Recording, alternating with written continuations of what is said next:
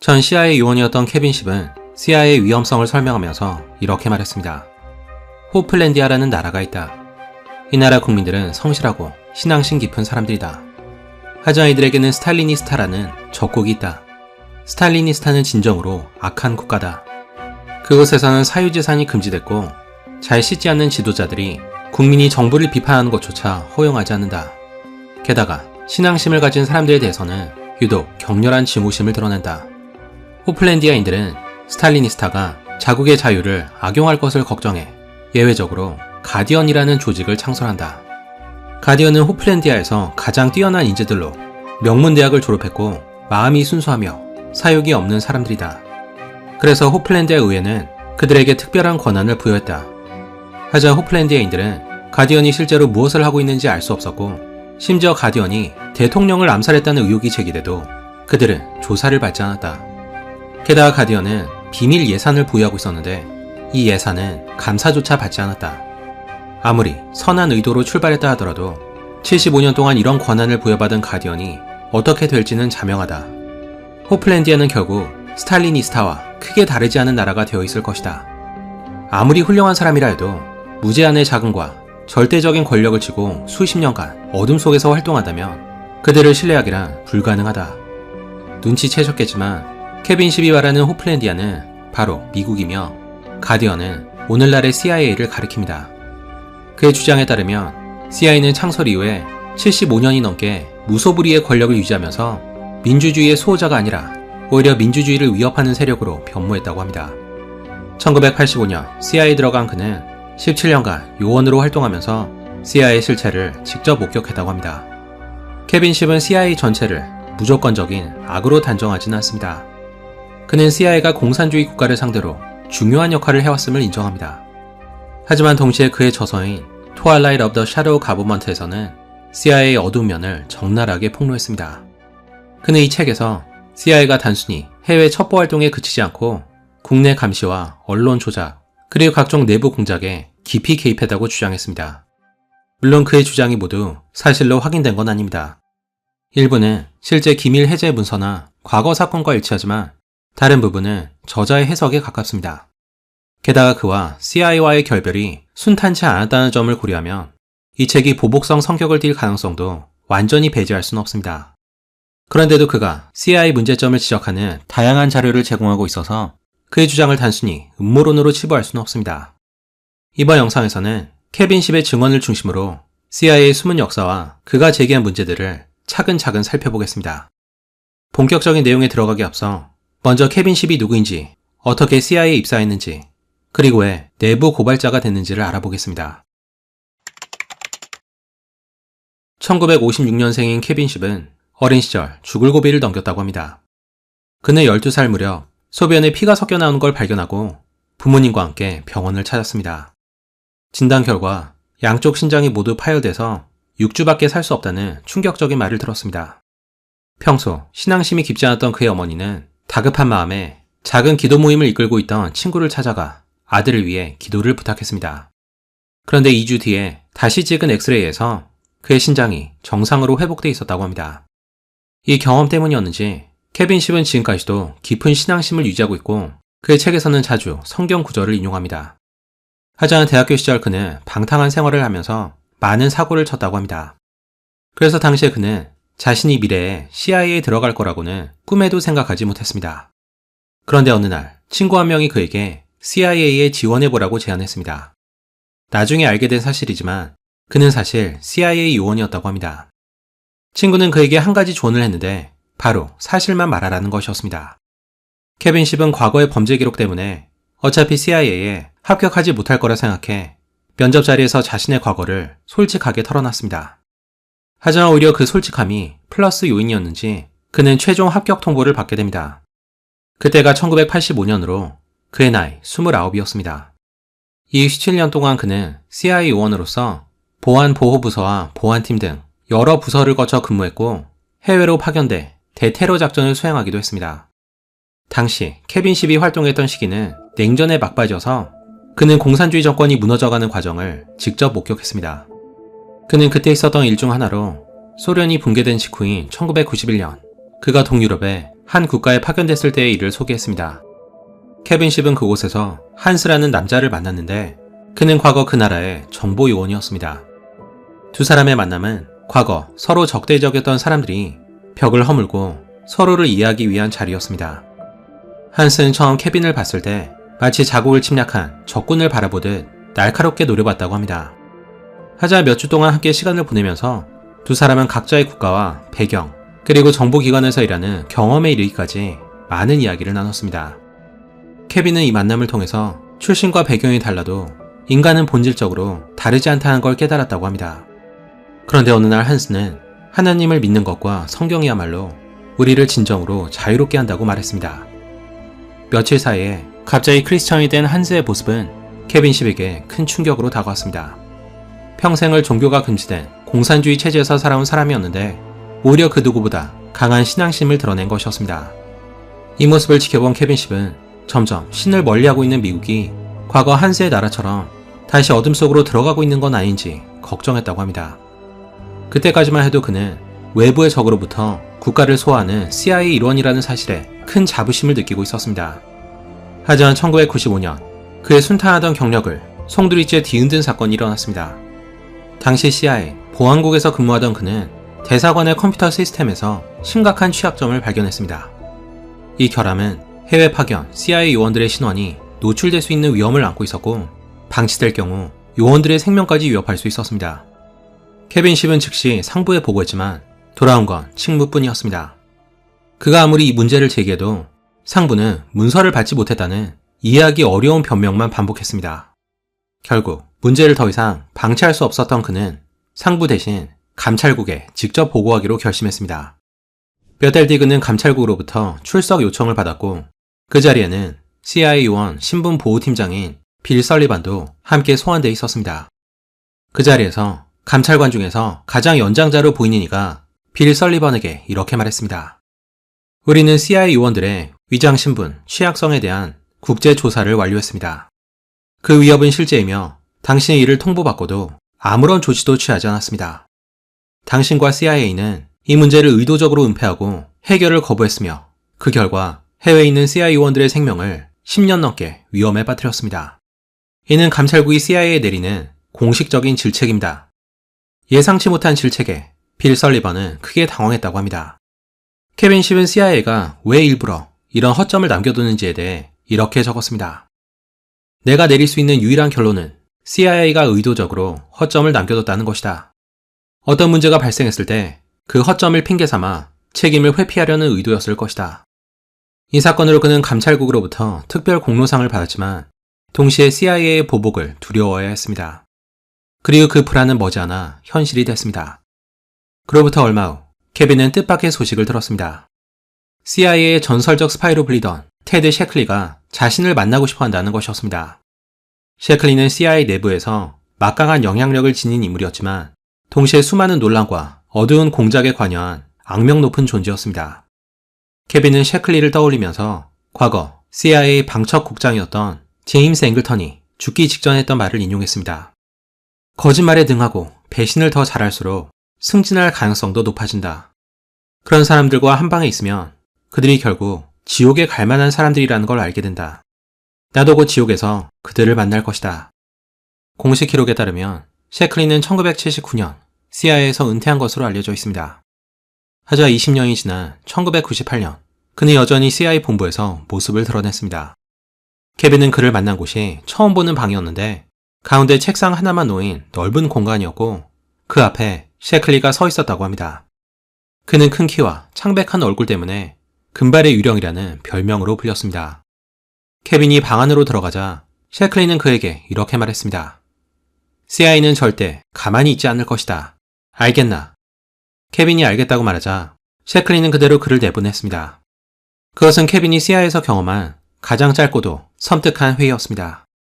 얼마 지나지 않아 그는 다시 해외 파견 명령을 받게 됩니다. 케빈은 그곳을 단지 전쟁으로 수만 명이 희생된 나라라고 할 뿐 그곳이 정확히 어디인지는 밝히지 않았습니다. 그는 그곳에서 활동하던 친서방 단체에 최신 사격 훈련을 지도했습니다. 제자 중에는 특히 뛰어난 실력을 가진 한 인물이 있었는데 케빈 십은 그를 아미르라는 익명으로 불렀습니다. 케빈은 아미르와 함께 식사하고 가족 이야기를 나눌 만큼 친분을 쌓았습니다. 그런데 충격적인 사실이 뒤늦게 밝혀졌습니다. 아미르는 사실 이란이 파견한 암살자였던 것이었습니다. 케빈은 자신의 책에서 CIA가 의도적으로 그의 신분을 노출해 그를 표적으로 만들었다고 주장했습니다. 이는 그가 감찰국에 내부 문제를 보고해서 조직에 망신을 준 것에 대한 보복 조치였다는 겁니다.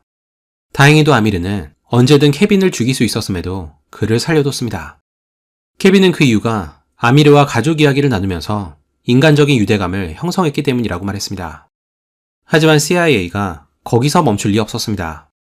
1999년 6월, 케빈 십은 CIA의 비밀기지로 파견됐고 그의 가족도 함께 그곳으로 이주했습니다. 케빈은 잦은 해외 파견과 기밀 유지로 인해 가족과의 관계가 소원해지는 걸 걱정해서 가족을 동반한 것이었습니다. 참고로 CIA 요원들의 이혼율이 상당히 높아서 CIA에서는 요원들끼리 결혼을 장려한다고 합니다. 케빈은 새로운 환경에서 가족과 더 많은 시간을 보내면서 관계를 회복하길 바랬습니다.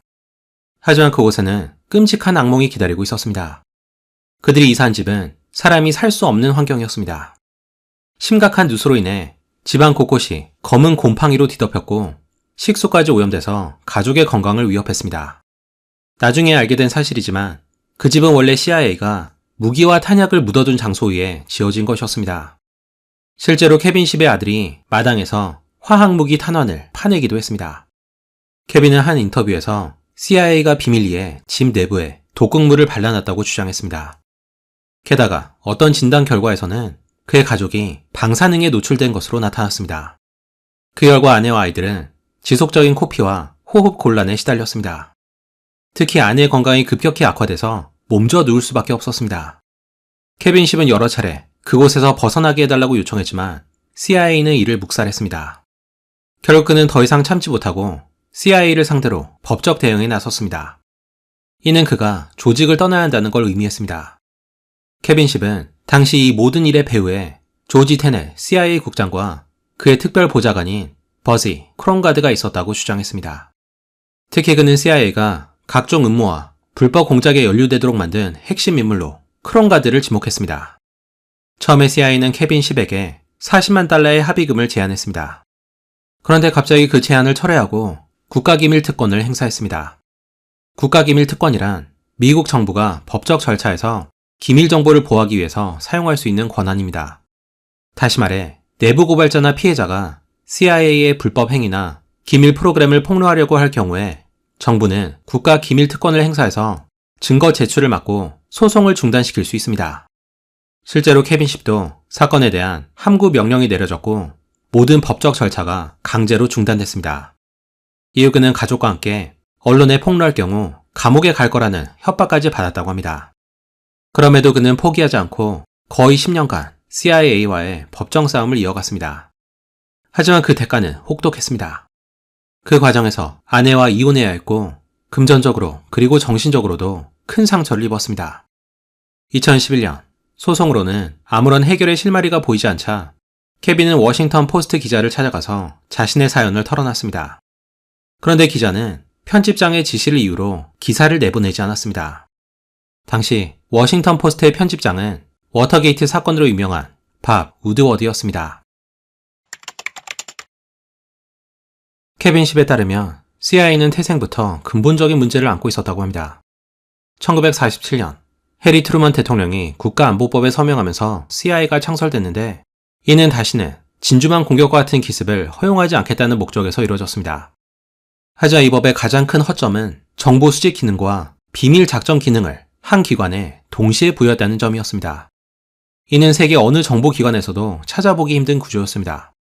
그 결과 가장 심각한 문제는 CIA가 단순히 대통령에게 정보를 제공하는 수준을 넘어서 정보를 의도적으로 조작해 대통령이 자신들이 원하는 방향으로 움직이도록 유도할 수 있다는 점이었습니다. 더구나 CIA는 조직 운영 방식이나 자금을 어떻게 사용했는지조차 기밀로 유지됩니다. 이와 관련해 케빈 십은 이렇게 말했습니다.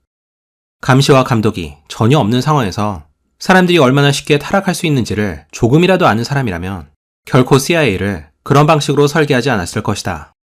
케빈 십은 CIA가 시간이 지나면서 점점 타락한 것이 아니라 탄생할 때부터 부패했다고 말했습니다. 잘 알려지지 않은 사실 중 하나는 CIA의 전신인 OSS가 제2차 세계대전 당시에 마피아와 긴밀한 관계를 맺고 있었다는 점입니다. 독일 잠수함이 뉴욕 항만을 위협하자 OSS는 마피아 두목이었던 럭키 루치아노에게 협조를 요청해 항만 보안을 강화했습니다. 이후에 미국이 이탈리아를 침공하기 위해서 시칠리아를 점령해야 했지만 시칠리아 사회는 마피아가 장악하고 있어서 마피아의 협력 없이는 점령이 어려웠습니다. 이에 미군과 OSS는 다시 럭키 루치아노와 비밀 협약을 맺고 협조를 구했습니다. 루치아노는 시칠리아의 마피아들에게 OSS와 협력하도록 지시했고 덕분에 미군은 시칠리아를 순조롭게 점령할 수 있었습니다. 하자 이 과정에서 마피아의 영향력이 더욱 강화되는 부작용이 발생했습니다. 케빈 십은 OSS가 CIA로 바뀐 이후에도 범죄 조직과의 관계가 계속됐다고 주장했습니다. 그는 또 2차 세계대전 당시에 OSS가 마약 거래도 관여했다고 덧붙였습니다. 전 FBI 자문위원이었던 폴 윌리엄스는 자신의 저서 오퍼레이션 글라디오에서 다음과 같은 내용을 언급했습니다. OSS의 특수작전 부서장이었던 폴 헨리웰은 장제스 국민당 장군이 공산당과의 전쟁 자금을 마련하기 위해서 중국인들에게 아편을 판매하는 모습을 목격했다. 국민당을 지원하려고 했던 헨리웰과 OSS는 국민당에 지속적으로 아편을 공급해 그들을 지원하려고 했다. 이때 사용된 아편 자금은 나치의 금괴를 세탁해 마련한 것이었다. 케빈 십은 여기에 멈추지 않고 CIA가 마약 밀매 조직과 협력해서 막대한 비자금을 조성했다는 의혹을 제기했습니다. 많은 이들은 FBI 초대국장 존 에드거 후버가 수십 년 동안 국장직을 유지하면서도 왜 마피아를 제대로 단속하지 않았는지 의문을 품어왔습니다. 일각에서는 마피아가 후버가 드레스를 입은 사진이나 그의 동성애적 성향과 관련된 약점을 쥐고 있었기 때문이라고 주장했습니다. 그런데 케빈 십은 그 진짜 이유가 CIA가 마피아의 뒤를 봐주고 있어서 후버 역시 손을 쓸 수 없었던 것이라고 설명했습니다. 하지만 CIA의 가장 악명 높은 비밀 프로그램은 아마 MK 울트라일 겁니다. 퓰리처상 수상자인 팀 위너는 자신의 저서 레가시 오브 애시스에서 CIA의 비밀 작전에 대해 다음과 같이 폭로했습니다. CIA는 이중 간첩으로 의심되는 인물들로부터 자백을 받아내기 위해 비밀 수용소를 운영했다. 하나는 독일에, 또 하나는 일본에, 그리고 세 번째이자 가장 큰 수용소는 파나마에 있었다. 이 수용소들에서는 고문에 가까운 신문, 약물을 이용한 정신 조작과 세뇌 실험이 이루어졌다. 1952년 당시 CIA 국장이었던 앨런 덜레스는 프로젝트 아티초크에 대한 보고서를 받았는데 그 안에는 CIA가 지난 4년간 헤로인, 암페타민, 수면제, LSD 등 다양한 약물과 특수 신문 기술을 실험해온 내용이 담겨 있었다. CIA는 이미 1948년부터 신문 과정에 약물을 사용하기 시작했는데 이를 프로젝트 아티초크라고 불렀습니다. 이후에 이 프로젝트는 프로젝트 울트라로 명칭이 바뀌었고 최종적으로는 MK 울트라로 불리게 됩니다. CIA는 1960년대까지 미국 시민과 군인, 정신병원 환자들을 대상으로 대부분 동의 없이 MK 울트라를 실험했습니다. 약물과 다양한 마인드 컨트롤 기술이 사용된 이 프로그램은 실험 대상자들에게 극심한 고통과 심각한 후유증을 남겼습니다. 최근에는 1960년대 가장 악명 높은 살인사건으로 알려진 찰리 맨슨 역시 MK 울트라의 실험 대상이었을 가능성이 제기돼 논란이 됐습니다. MK 울트라는 오랫동안 음모론으로 여겨졌지만 1970년대 처치위원회를 통해서 처음으로 그 실체가 드러났습니다.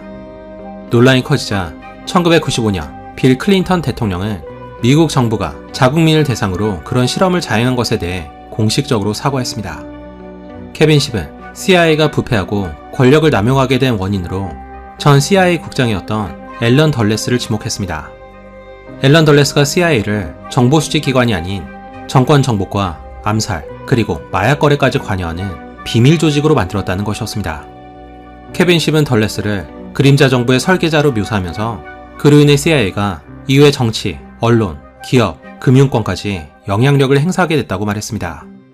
그에 따르면 덜레스는 2차 세계대전 이전부터 나치의 고위 인사들과 친분을 쌓았었고 전쟁이 끝난 후에도 유대인 학살을 주도한 하인리 히물러와 비밀 협상을 시도했다는 의혹도 제기됐습니다. 그래서인지 그는 이후에 나치의 수법과 인력을 CIA에 접목시켰습니다. 그 대표적인 사례가 바로 MK 울트라입니다. CIA 수상한 행보에 대해 미국 대통령들 역시 경고의 목소리를 냈습니다. 트루먼 대통령은 CIA가 본래 임무인 정보 수집을 넘어서 작전 수행과 정책 결정에까지 관여하는 기관으로 변질됐다고 비판했습니다. 1961년 고별 연설에서 아이젠하워 대통령은 군산 복합체가 미국 민주주의에 중대한 위협으로 부상했다고 경고했습니다. 그는 CIA를 직접 언급하진 않았지만 당시 이미 통제 불능에 가까운 조직으로 성장한 CIA를 경계해야 할 대상으로 인식했던 것으로 보입니다. 1960년 대통령 선거에서 닉슨과 케네디가 맞붙었을 당시 CIA가 선거에 개입했다는 의혹이 제기됐습니다. 당시 CIA는 자신들의 실체를 더 잘 알고 있었던 닉슨보다는 케네디가 당선되길 바랬다고 전해집니다. 그래서 CIA는 케네디에게 미국이 소련과의 미사일 경쟁에서 뒤처졌다는 정보를 제공했고 케네디는 이를 TV 토론에서 닉슨을 공격하는 데 활용했습니다. 결과적으로 케네디는 대선에서 승리하게 됩니다. 하지만 곧 아이젠하워로부터 미국이 오히려 미사일 경쟁에서 크게 앞서 있다는 사실을 듣고 충격을 받았습니다. 다시 말해 CIA가 케네디에게 허위 정보를 제공했던 것이었습니다. 얼마 지나지 않아 케네디와 CIA의 관계를 완전히 갈라놓은 사건이 발생했습니다. 바로 피그스만 침공이었습니다. CIA는 쿠바 망명자 1,400명을 투입해서 카스트로 정권을 전복하려는 작전을 계획했고 성공을 자신하면서 케네디의 승인을 받아냈습니다. 하지만 작전은 참담한 실패로 끝나 미국은 국제적 망신을 당했습니다. 정치적 책임은 고스란히 케네디에게 돌아갔고 분노한 케네디는 CIA를 산산조각내서 바람에 흩날려 버리겠다는 강한 불신을 드러냈습니다. 이후 그는 픽스만 작전 실패에 책임을 물어 당시 CIA 국장 앨런 덜러스를 해임하고 CIA 권한을 대폭 축소하려고 했습니다. 하지만 2년 뒤인 1963년 케네디는 암살당했습니다.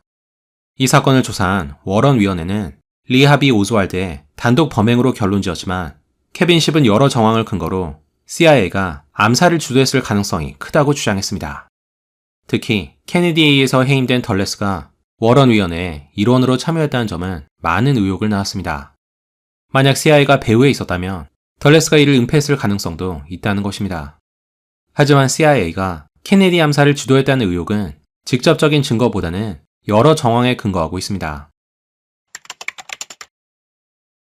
모킹버드 작전은 CIA가 언론을 조작하고 여론을 통제하기 위해서 벌인 공작으로 냉전 시기에 활발히 운영된 것으로 알려졌습니다. 처음에는 음모론으로 취급됐지만 미 상원의 처치위원회의 조사에서 수백 명의 언론인이 CIA에 협력한 사실이 드러났습니다.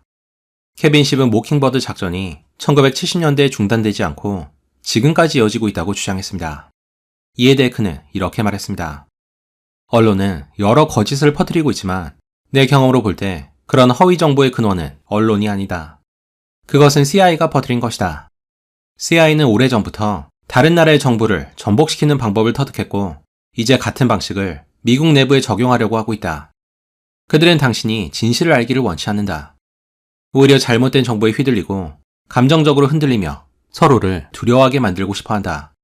왜냐하면 당신이 두려움에 빠지면 정부가 한밤중에 다른 시민을 데려가 조롱하고 생계를 파괴하더라도 당신은 그들이 적이라는 이유로 묵인할 것이기 때문이다. 1977년 워터게이트 사건을 취재한 것으로 유명한 칼 번스타인은 모킹버드 작전을 폭로한 글에서 이렇게 말했습니다. CIA가 활용한 정보 수집 수단 중에서 언론인을 이용하는 방식이 가장 효과적이다. CBS의 윌리엄 페일리, 타임스지의 헨리 루스, 뉴욕타임즈의 아서 슐즈버거를 비롯해 ABC, NBC, AP, UPI, 로이터, 뉴스위크, 그리고 뉴욕 헤럴드 트리뷴 등이 CIA에 협력했다. 번스타인은 CIA 요원과 기자가 많은 공통점을 갖고 있다면서 이렇게 적었습니다. 외국 정부로부터 비밀을 얻는 스파이 활동은 대부분 CIA가 포섭한 외국 국적자들에 의해서 이루어진다. CIA 요원의 핵심 역할은 그 정보원을 포섭하고 관리하는 것이다. 하지만 요원은 정체를 드러낼 수 없어서 기자를 통해 메시지를 전달한다. 기자는 때때로 파티를 열어서 요원과 정보원이 자연스럽게 만날 자리를 마련하고 외국 정부의 관료들에게는 지시나 현금을 전달하기도 한다. 현장에서 활동하는 기자들은 사실상 비밀 요원처럼 임무를 수행한다. CIA 요원은 우연한 만남을 가장해 기자에게 접근하고 서로 작은 부탁을 주고받으면서 관계를 쌓는다. 그렇게 기자는 점점 CIA의 뜻대로 움직이게 된다. 흥미로운 점은 번스타인과 함께 워터게이트 사건을 취재한 또 다른 기자 밥 우드워드는 CIA와 연관됐다는 의혹이 있는 반면에 번스타인은 CIA 언론 공작을 폭로했다는 사실입니다. 케빈 십은 모킹버드 작전이 미국 사회에 가장 큰 영향을 끼친 사건으로 워터게이트를 꼽았습니다. 1972년 워터게이트 빌딩에 있는 민주당 전국위원회 본부에 5명의 괴한이 침입해 도청장치를 설치하려다가 발각됐습니다. 그런데 수사 과정에서 이들이 닉슨 대통령의 재선 캠프와 연루됐다는 의혹이 불거졌습니다. 닉슨 대통령은 사건을 은폐하려고 했지만 워싱턴 포스트의 칼 번스타인과 밥 우드워드가 이를 파헤치면서 사건의 경위가 밝혀졌습니다. 결국 탄핵 위기에 몰린 닉슨 대통령은 자진 사임했고 이 사건은 언론의 자유를 상징하는 정치 스캔들의 대명사로 남게 됩니다. 하지만 케빈 십은 알려진 것과는 다르게 워터게이트 사건의 배후에 CIA와 언론에 공모가 있었다고 주장했습니다. 그가 제시한 근거 중 하나는 워터게이트를 폭로한 밥 우드워드의 수상한 배경입니다. 우드워드는 워터게이트 사건 당시 30살도 안 된 신입 기자였습니다. 그런데 그가 대통령의 사임을 이끌어낸 어쩌면 언론 역사상 최고의 특종을 터뜨린 것이었습니다. 그래서 누군가가 정보를 흘려줬다는 의혹이 꾸준히 제기됐고 케빈 십은 그 배우가 CIA였다고 주장합니다. 우드워드는 입사 전 해군 정보장교로 복무하면서 정기적으로 펜타곤에서 브리핑을 했는데 브리핑 대상 중 한 명이 알렉산더 헤이그였다고 합니다. 헤이그는 워터게이트 당시 닉슨 대통령의 비서실장이었습니다. 따라서 CIA와 연결돼 있던 헤이그가 미리 알고 지내던 우드워드에게 의도적으로 정보를 흘렸다는 의혹이 있습니다. 케빈 십이 우드워드를 신뢰하지 못하는 또 다른 이유는 자신의 경험을 바탕으로 하고 있습니다. 1987년 그는 말기암으로 입원 중이던 CIA 국장 윌리엄 케이시의 경우를 맡고 있었습니다. 그런데 우드워드는 자신의 책에서 케이시가 죽기 직전에 자신과 대화를 나눴다고 썼습니다. 하지만 케빈 십은 이를 전면 부인했습니다. 당시 그는 직접 병실을 지키고 있었는데 우드워드가 병실에 들어온 적이 없었고 케이시는 의식은 있었지만 말을 할 수 없는 상태였다는 겁니다. 그는 우드워드에 대해 이렇게 평했습니다. 우드워드는 9가지의 진실을 말해 신뢰를 쌓은 뒤에 10번째에서 거짓을 섞는다. 이것이 인류 거짓말쟁이의 수법이다. 물론 케이시가 생전에 다른 기자들보다 우드워드를 자주 만난 것은 사실이었다고 합니다. 하지만 이 또한 우드워드가 CIA와 공모하고 있었다는 또 다른 증거일 수 있습니다. 그렇다면 CIA가 왜 굳이 정보를 흘려서 닉슨 대통령을 사임하게 만들었을까 하는 의문이 생깁니다. 케빈 십은 닉슨이 아이젠하워 행정부에서 부통령으로 재직하던 시절부터 CIA의 실체를 알고 이들을 불신해왔다고 주장합니다. 대통령이 된 뒤에도 닉슨은 CIA와 지속적으로 갈등을 빚었고 결국 CIA가 그의 약점을 언론에 흘리면서 그를 사임하게 만들었다는 겁니다.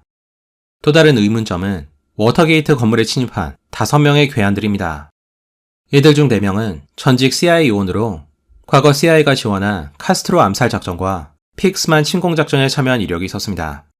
물론 이 5명의 괴한이 CIA의 사주를 받았다는 결정적인 증거는 없습니다. 하지만 이들 대부분이 CIA와 관련이 있었다는 사실이 CIA의 개입 가능성을 의심하게 만듭니다.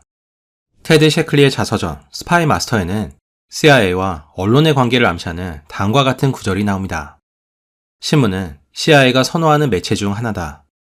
초창기에는 신문사 전체를 인수하거나 최고위층에 자금을 지원하는 방식으로 접근했지만 그보다는 기자와 편집자와 관계를 구축하고 이들 통해 메시지를 기사에 실어내는 방식이 훨씬 더 효과적이라는 사실을 깨달았다. 케빈 십은 이에 대해서 이렇게 말했습니다. CIA는 표현의 자유를 단지 자신들의 이익을 위한 도구로 간주할 뿐이다. 그것은 처음부터 그들의 운영 원칙 중 하나였다.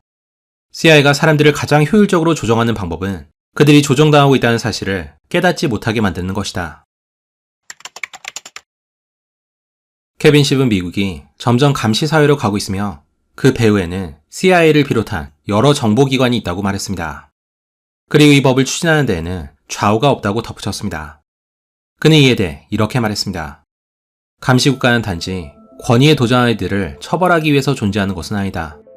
그것은 반항을 꿈꾸는 이들에게 그런 희망이 헛된 것임을 각인시키기 위해서 존재한다. 다시 말해 감시는 국가에 대한 범죄를 적발하고 처벌하는 데 그치는 것이 아니라 그런 시도가 성공할 수 있다는 희망마저도 파괴하려는 것이다. 하지만 바로 이 지점에서 그들의 두려움이 드러난다. 그들이 두려워하는 것은 우리가 그들에 대한 공포심을 잃는 것이다. 만약 그들이 계속 어둠 속에 머문다면 우리는 그들이 무엇을 할지 몰라 두려워할 것이다. 하지만 그들이 사실 우리와 전혀 다르지 않다는 걸 깨닫는다면 그들은 오히려 우스워 보일 것이다. 케빈 십이 폭로한 내용은 훨씬 더 많지만 너무 길어지기 때문에 여기까지만 다루겠습니다. 감사합니다. 저는 서 에이스였습니다.